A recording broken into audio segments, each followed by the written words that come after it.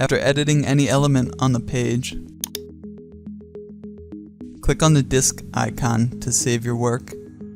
If you want to see what the changes look like before publishing them, select the second button with the word Preview. When you are sure of your changes, click the Publish button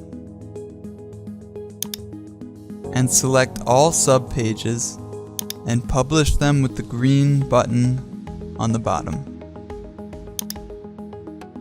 To see how it looks in reality, press on this green link.